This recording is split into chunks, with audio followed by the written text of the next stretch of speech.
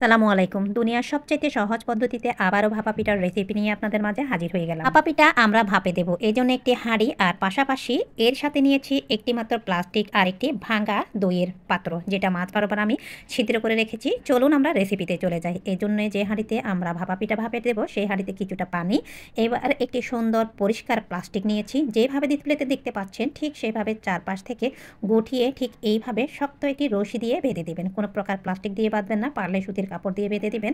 আর চেষ্টা করবেন একটি উঁচু হাঁড়ি নিতে, আর পাশাপাশি যাতে করে প্লাস্টিকটা নিচে বা হাঁড়ির নিচে গড়িয়ে না পড়ে। এতে করে কিন্তু প্লাস্টিকটা ছিদ্র হবে, পাশাপাশি দেখা যাবে ভাপটা বের হয়ে যাবে।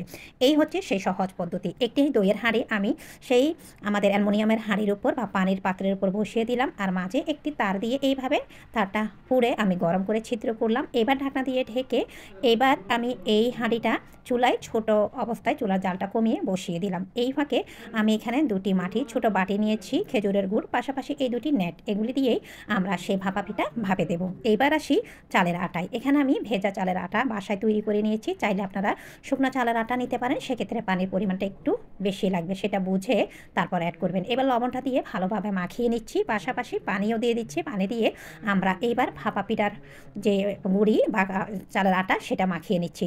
এটা খুবই কমন একটি রেসিপি, সচরাচর প্রত্যেকটা গৃহিণী কিন্তু এটা জানে, কিন্তু কিছু কিছু টিপস আছে অনেক গৃহিণীরা কিন্তু সেটা জানে না।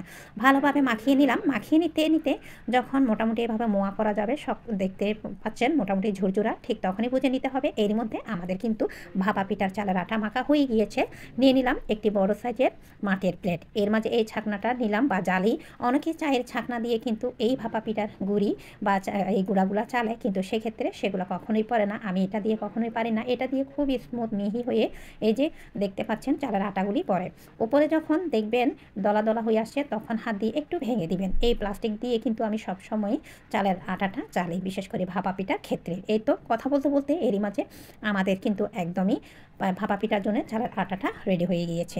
এইবার পাশে আগে থেকে আমরা যে মাটির পাত্র রেখেছিলাম বা বাটি রেখেছিলাম তার মাঝে 2 ভাগ ভরে দিয়ে দিলাম চালের আটা, আর পাশাপাশি দিয়ে দিচ্ছি মাছ বরাবর খেজুরের গুড়। এরপরে আবারও উপরে দিয়ে দিচ্ছি চালের গুঁড়া। অন্যদিকে এই ফাঁকে কিন্তু আমরা যে পানি বসিয়ে দিয়েছিলাম হাঁড়িতে, প্লাস্টিক বেঁধে দইয়ের হাঁড়ি বসিয়ে দিয়েছিলাম, সেই পানিটা বলক উঠে গিয়েছে। এইবার আমরা একটি নেট দিয়ে এইভাবে বেঁধে সেই পানি বা দইয়ের হাঁড়ির মধ্যে দিয়ে দিচ্ছি।